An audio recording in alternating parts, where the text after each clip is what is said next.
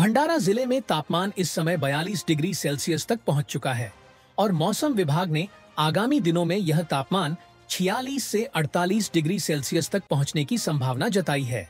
लू, उष्माघात के संभावित खतरे को देखते हुए जिला स्वास्थ्य विभाग द्वारा 45 लू उपचार कक्षों हीट स्ट्रोक वार्ड की स्थापना की गई है।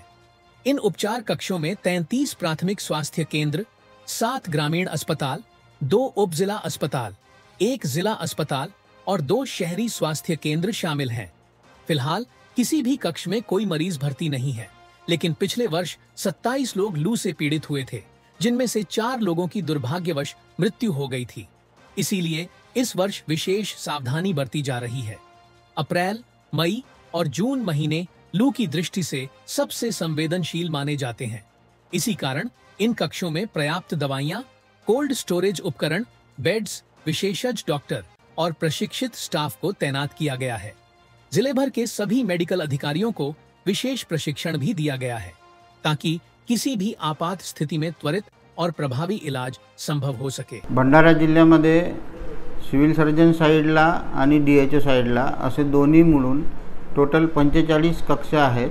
त्या 45 कक्षामध्ये उष्माघाताचे जे रुग्ण येतात आपल्याकडे तपासणी करता किंवा भरती करता येतात, त्याच्यासाठी सर्व सुविधा उपलब्ध केल्या गेलेल्या आहे।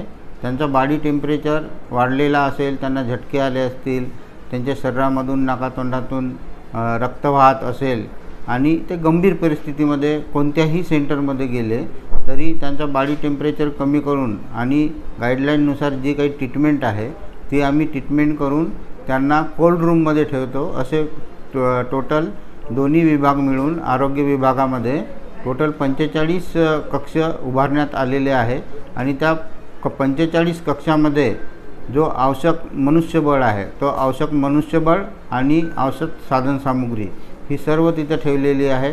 औषधोपचार आणि इतर सर्व बाबी नेहमी तत्पर आहेत, परंतु आजपर्यंत आपल्या 45 ज्या कक्षा आहे 45 कक्षामध्ये एकही रुग्ण भरती झालेला नाही।